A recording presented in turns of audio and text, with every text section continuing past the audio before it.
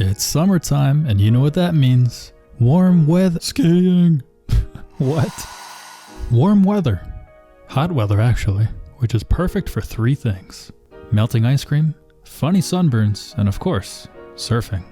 If you want to be part of surf culture but know absolutely nothing about surfing, then this video is for you. You just drop in and just smack the lip, whoop-ah, drop down, snap, ah! Not that one.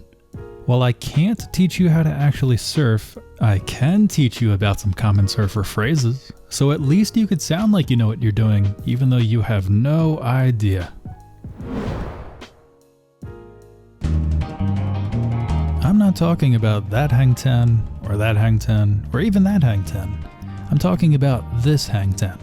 In surfing, hang 10 simply refers to hanging 10 toes over the nose of a surfboard, and it can usually only be accomplished on a heavy longboard. Despite the phrase being immensely popular in surfing pop culture, rising from the 1960s, it is actually a very difficult technique to pull off, and it's definitely not for beginners. Do not try, as if you even have the option to try it at home. If you ignore all the warnings and try to hang 10 on your first day out on the water, you're gonna have a bad time, and you will look like a kook. That's guaranteed.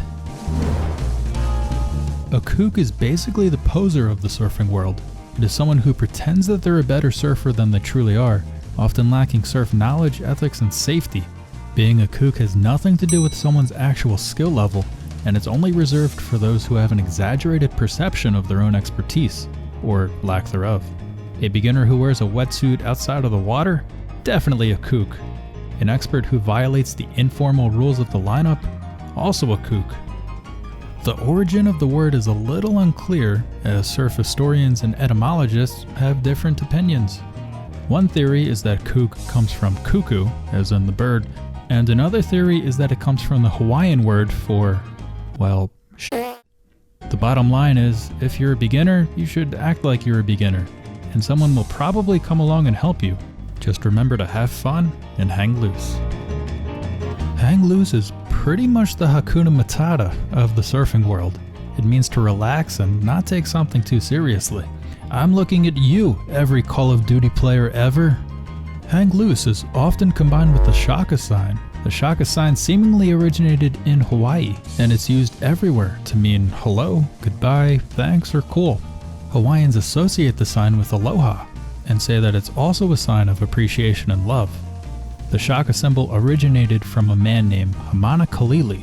Although the story itself has many versions, one thing is clear: Kalili lost 3 fingers in an accident that left him with just his thumb and pinky. One story goes on to say that following the accident, he was in charge of guarding a sugar train. His way of indicating that the train was free of unwanted train jumpers was to hold up his hand. Not his good hand and not making a thumbs up sign, but rather making the first shaka. Once you master the art of hanging loose, it's time to Ride the barrel and get pitted, so pitted like that. When the wave collapses on you, you are riding the barrel, and you just got pitted. Apparently, this feels like pure nirvana, and it's what every surfer aspires towards. The phrase gets its name from the bottom of the wave, also known as the pit. So when a surfer gets pitted, they get knocked down into the pit. If that sounds too intense, maybe you should just focus on whether you ride regular or goofy. If surfers, snowboarders, and skateboarders have one thing in common, it's making fun of people for how they stand. I kid. The phrase is not meant to be offensive at all. Someone who surfs with his left foot forward has a regular stance, and someone who surfs with his right foot forward has a goofy stance. The slang started with calling people goofy foots in the early 60s, and it does not actually come from the Disney character. In the 1937 cartoon, Hawaiian Holiday, Goofy is seen surfing both normal and goofy, so he always faces the camera. And it's hard to tell if he even preferred to surf normal or goofy.